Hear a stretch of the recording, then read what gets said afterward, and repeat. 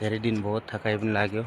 नेपालतिरबाट आइसकेपछि थकाइ लागेर भिडियो पनि बनाएन अनि कहीँ पनि गएन। आज चाहिँ आफ्नो रिजोर्टबाट स्टार्ट गरौँ भनेर भिडियो। आई होप सबैजना सन्चै हुनुहुन्छ होला अनि सबैजना स्वस्थ व्यस्त एकदम मस्त हुनुहुन्छ होला भन्ने आशा गरेको छु। अनि जहाँसम्म लाग्छ भिडियो खासै राम्रो त बनाउँदैन, त्यही पनि आज छोटो भिडियो आफ्नो रिजोर्टबाट स्टार्ट गरौँ भनेको। अनि यो चाहिँ आफ्नो मेरो रिजोर्ट, यता क्यान्टिन छ भने यो चाहिँ रिजोर्ट हो जहाँ 10वटा कटेज छन्, 6वटा डबल बेडको भने 4वटा 4 बेडको। अनि यो चाहिँ यहाँको भ्यूज, यता घामले गर्दा हल्का हाडिहारो लागिरहेछ।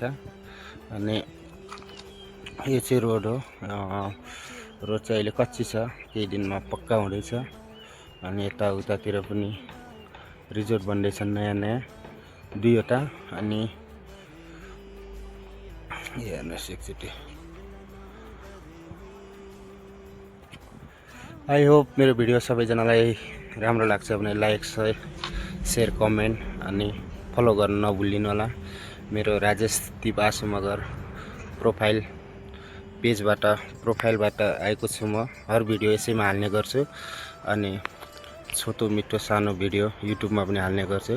सबैजनाले मेरो युट्युब च्यानल पहाडी मोलाई पनि सब्सक्राइब गरिदिनु होला। धीरे धीरे अलिअलि भिडियो बनाउने प्रयास गरिरहेको छु, सिकिरहेको छु। सिक्ने क्रममा जे जस्तो हुन्छ साथ सपोर्ट दिनु होला भन्ने आशाका साथ अहिले भने छुट्टिन चाहन्छु। नमस्कार, गुड मर्निङ।